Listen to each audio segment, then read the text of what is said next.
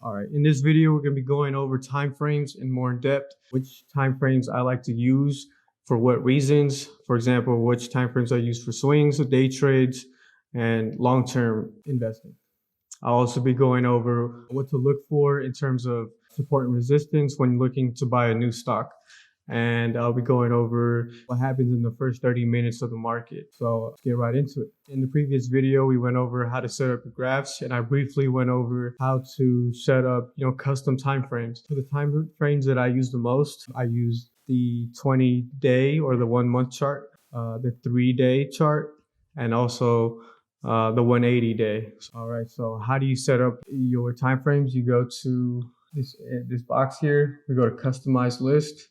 And you can add different time frames that you like. So like the ones I mentioned, this is a custom one, the max available and the week. So you go ahead and press add time frame, custom, you go to daily, and then you select max available as your time interval, and aggregation week, 1 week. So that's how you add that one.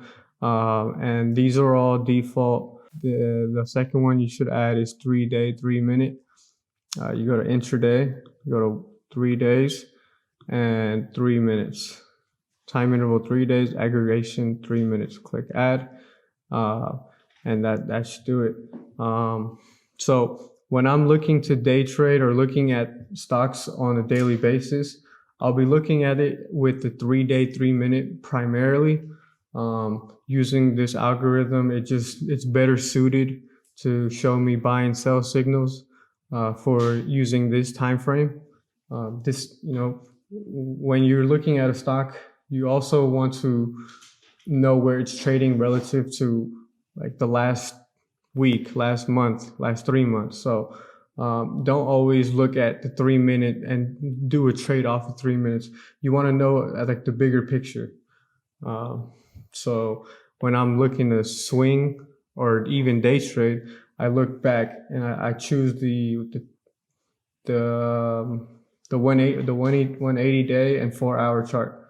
So this gives me a bigger picture of where the stock is trading and where it is now. So right now, Apple is trading around its support.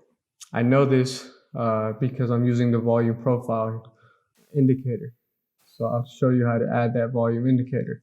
Go to studies, go to edit studies, and you type in profile, and it should be volume profile towards the bottom here.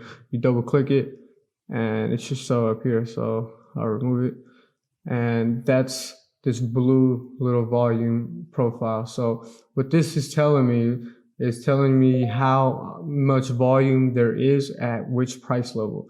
Like you already know, the price levels are on the y-axis right here on the right-hand side.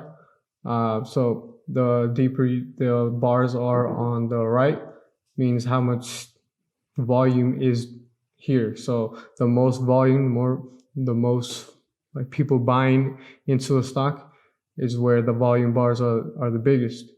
So this is showing me that there's support at around 115 is the support level. So when I'm going ahead and making a trade, I want to know where the most the support levels are. So that way, if it goes against me, I know that support level either has to hold as support or it breaks. And if it does break, then you get out of your trade. But we want to say that Apple is going to be bouncing off support because it's a well traded company. And there's people gonna want to hold their shares, not really sell off. All right, so now how do you set up your support and resistance lines for a stock?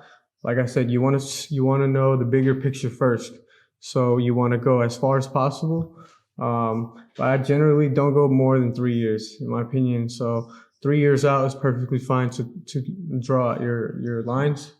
So I'll go ahead and click drawing tools, and select price level. So again, drawing tools, price level, this box right here. And then so you'll start drawing out your lines.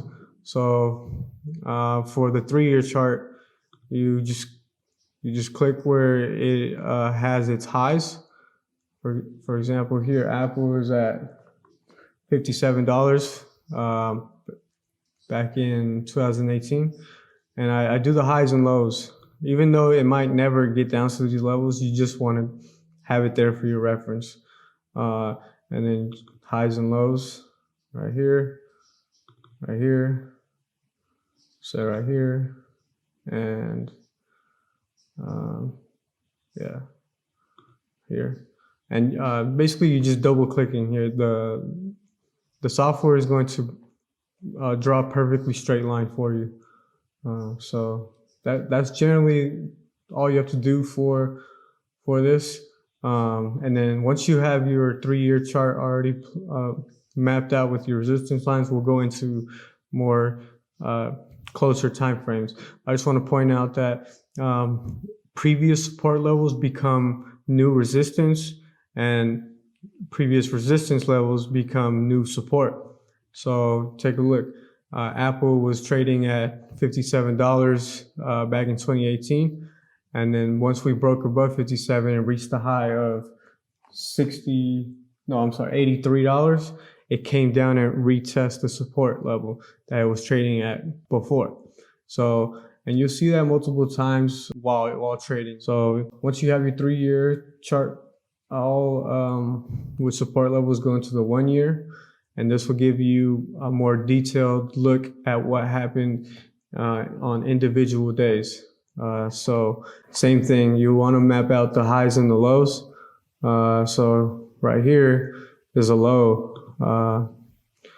So you just double click it, and then you can do, this is too early to tell if this is a low, so I won't map that out. But this could be resistance here. There we go. So that looks about good. And then once you have the 1 year all set, then you go to 180. All right, so same thing. So that line that we just drew right here is acting as the resistance level here, acting as support, resistance kind of right here, resistance here. So it's most likely going to act as resistance once we see a bounce from Apple right now. So in the coming days. And so once you have the 1 year all mapped out, we're actually not done yet. So let's do the lows right here. This low, that looks good. Let's do that.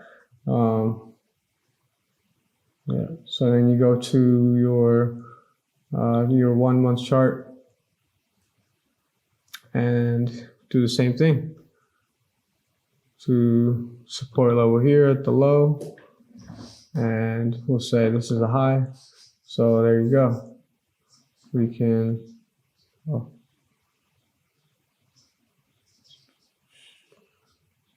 okay, that's your support level there. All right, so that's going to show you your support levels and how to map out your support levels for your stocks. So always look at the bigger picture, then go into your smaller time frames to get a perfect timing on your entry. So once you have all this mapped out, and you decided that you want to buy Apple at 115, because on the 180 day, it shows that the support level of Apple is trading at 115 using the volume profile. There's this red line here, so 115. Once you establish that this is your buy zone, then you want to wait. You can either set it's called an alert. You right click on the graph at what price you want the alert at. You could always change it right here too, but 116, or always give yourself some room. So maybe at 116 is a good entry point. So this will say you want to let this software give you an alert when Apple touches 116, but you want to make sure it's at or below 116. Otherwise, it's going to get triggered right away. So click that and press create. So that's going to tell you when Apple is at your buy zone. So Once you establish that and you're trading on any given day, you look at the 3-day, 3-minute to give you a better sense of when to buy. All right, so our alert is way down here, so it's not yet time to buy. But yeah, so use the 3-day, 3-minute for intraday. So when Apple is getting closer to 116, you might need to snipe it, so it might not stay around 116 for long because Apple has a support level at 116. But using the smaller time frame, you know when to buy. Basically, when it touches 116 or around 116, you buy. And it might not stay there, so that's why you use this smaller time frame. Now, the last thing here is, like I always have a rule of thumb. I generally don't like to trade whether it's options or stocks within the first 30 minutes because during the first 30 minutes, that's when the market is most volatile.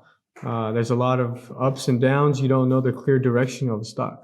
So let me give you an example. Let's look at Apple. So this is today. All this space between here and here was after hours. The first 30 minutes is from the first big candle here to about right here. It tells you the actual time, so always use that as your reference. So start here, and then around 7 a.m. is the first 30 minutes. So Apple was trading a little bit down today, but we obviously it traded and bounced back up. So waiting the first 30 minutes should tell you the clear direction, because there's always a possibility that it does go down and comes back up, and you don't want that to go in like against you, right? And back to what we were saying earlier about support and resistance zones. Using the 3-day, 3-minute chart, you can see that Apple bounced off a support level that we have drawn here. So that's when you want to use these time frames, because you can look at when it gets close here, and buy at these dips. That way, when it comes back up, you're already profiting. All right, so let's give you another example. Let's take a look at Tesla. Tesla is usually very volatile.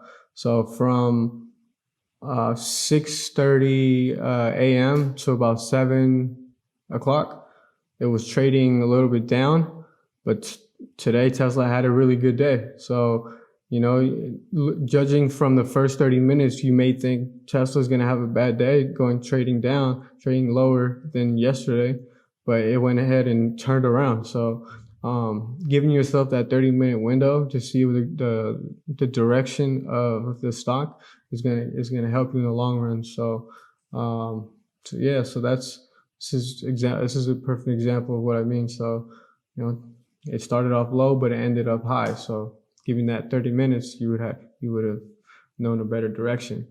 All right, so that concludes this video. Next video will be going over different patterns to look out for when trading when swing trading or even day trading.